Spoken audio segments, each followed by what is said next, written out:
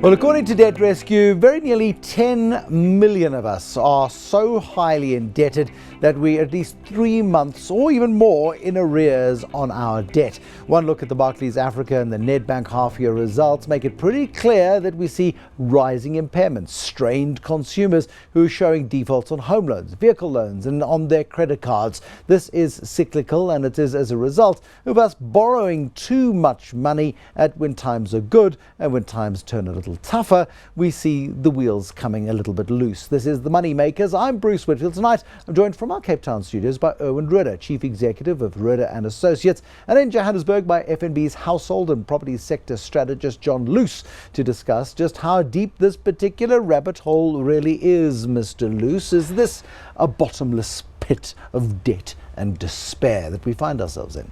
Well, Bruce, ironically or perhaps surprisingly, I'm going to say that we've probably been going in the right way in a certain manner in the last number of years. And the situation's probably better than it was in 2008.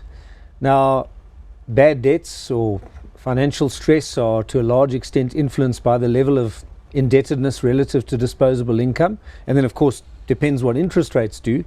And one of the healthy developments since 2008 has been a drop, gradual decline, should I say, in the household sector debt to disposable income ratio from 88.8% peak down to... Did it get as high as that? 88.8, almost 89%. And it's down to, I think it's 76.8, if I'm not mistaken. Which by South African standards, historically, is still pretty high. It's still high. It's still not, I don't think it's desirable. I'd love to see it well below 70%. But we have been moving in a positive direction after seriously overshooting the mark, should I say, in 2008. So it's not that bad a situation. And if I look at our home loans arrears, yes, they have been ticking up. Well, I'm talking about the industry as a whole. Sure. According to the NCR, we've seen arrears as a percentage of book starting to move more noticeably in the first quarter. Rental tenants in good standing diminishing more noticeably in the first quarter. So starting to deteriorate, those residential market related stress indicators, but it's still not, it's not the severe situation by any stretch of imagination that we saw back in 2008. Erwin Rode, could you be as optimistic as John Loos? My take on this is that the current debt levels is no way of starting a new uptick in the cycle. So the implication is that we will be looking to another few years of stagnation, just looking at the debt figures. I mean, stagnation just means basically households are so indebted that they can't borrow more, they can't grow their asset base. They're simply treading water, desperately trying not to drown in a sea of debt.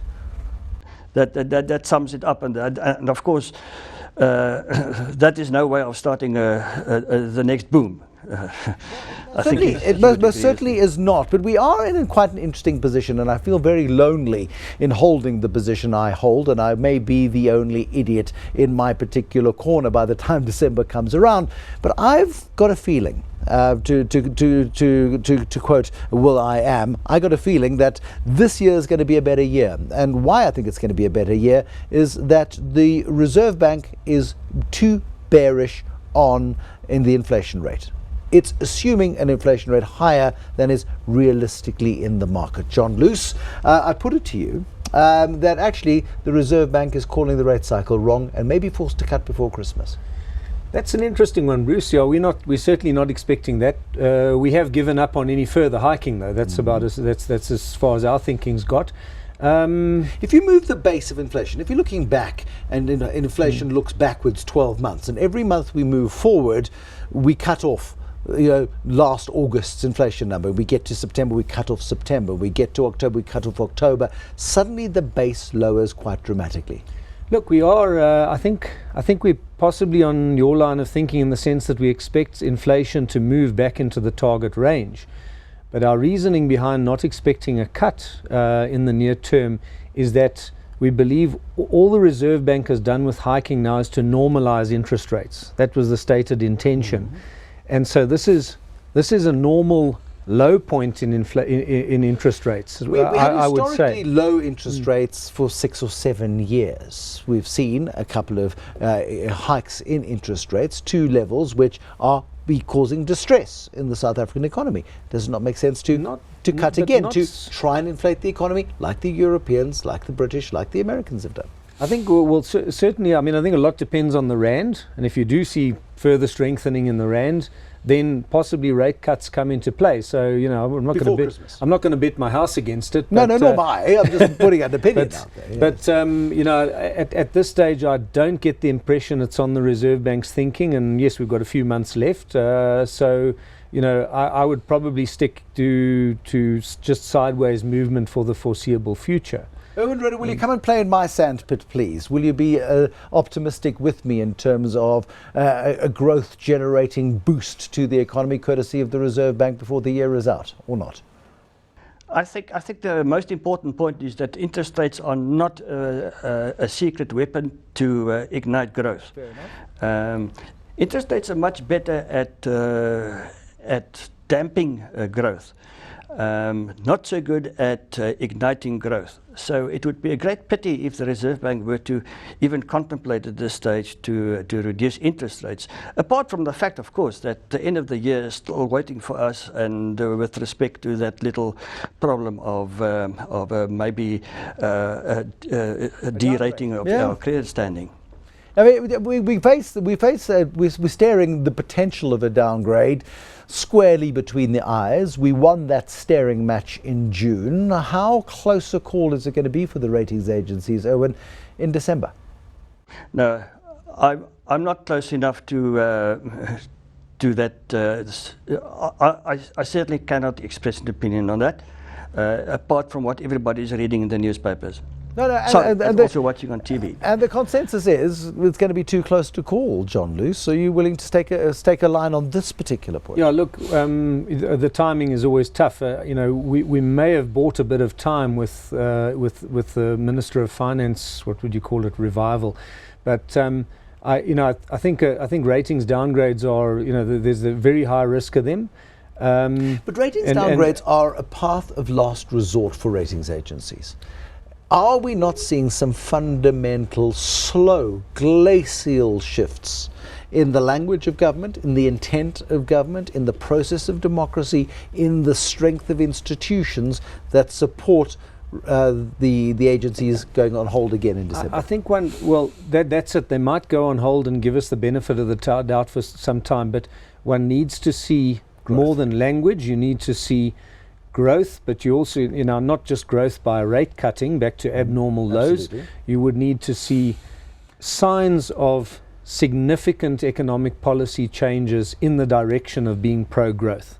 That I think would be key. And there's no obvious signal of it, Erwin Rode. I mean, the Treasury keeps talking about it, but it seems to be a lone voice. A bit like I understand how Treasury feels lonely when expressing a strong opinion. Yeah, it's like turning a ship, turning an economy around, and especially since our problem is not just cyclical, our problem is much more than cyclical. So I don't believe that the economy can be turned around by the end of the year. That's nonsense, of course. It's just not possible. And the rating agencies keep on telling us that the actual growth rate or expected growth rate is a very important determinant of the decision in the end.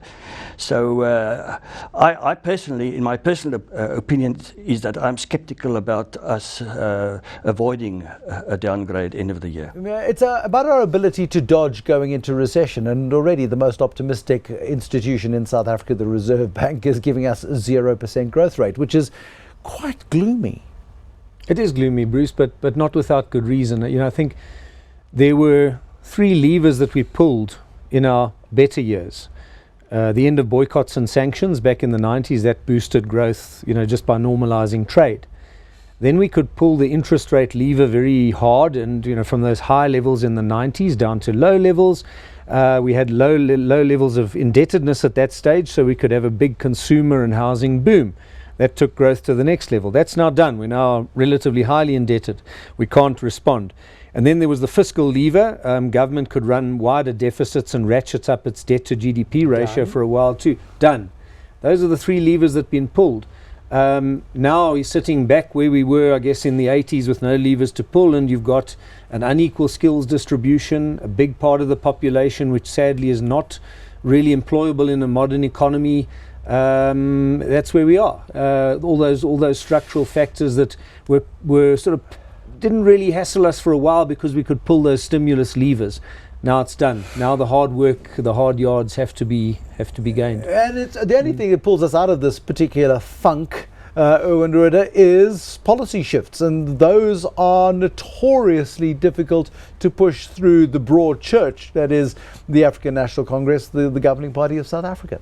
Plus, it will take ages to actually see a result coming through. You know, South Africa's problems are structural. It's not cyclical, and so that's why I'm on the side of the skeptics. Yeah, well, I mean, and I fully understand why you are on the side of the skeptics, because the news flow is negative, the news flow is bad. I'm looking for silver linings, however. Do you see any, Erwin? Well, the rand is strong. The rand is strong at the moment. So now's a good time to get your money overseas. Erwin Rode, for every silver lining, there is a cloud. John Loos, you're an optimist by nature. Well, no, you work at a bank, you have to be. I wouldn't say no. Over the last number of years, I haven't been overly optimistic about the economy since, as I say, those three stimulus levers have run out. I am bearish about growth, and as I say, there is a realistic chance of ratings downgrades to come. You know, there is possibly one lever that they could pull very quickly, and that would be the privatization and sort of freeing up the economy lever that you could do quite quickly. Who wants the rubbish that would be up for sale? But I wonder. And what would you get have? for it? Well, that's another. Yeah, it depends what the price would be. But you know, the debt off your balance sheet and give it to somebody else. You're rid of a problem. At the moment, those things aren't on the cards. Not that I'm aware of. Certainly, the African National Congress (NEC) 5-day meeting. Political sands are shifting in South Africa, but everything does happen at a glacial pace, which is frustrating to tonight's guests, and no doubt frustrating to you as well, as you sit and watch and just want the levers. The other lever, of course, is the political lever, but there seems to be the unlikely possibility of any pretty big political levers being pulled anytime soon. Erwin Rode, Chief Executive of Rode and Associates, FNB's household and property sector strategist. John Loos on the show this evening. More scary facts, realities to confront, to face, and to deal with on the show next time. Until then, if you can, sleep well. Bye-bye.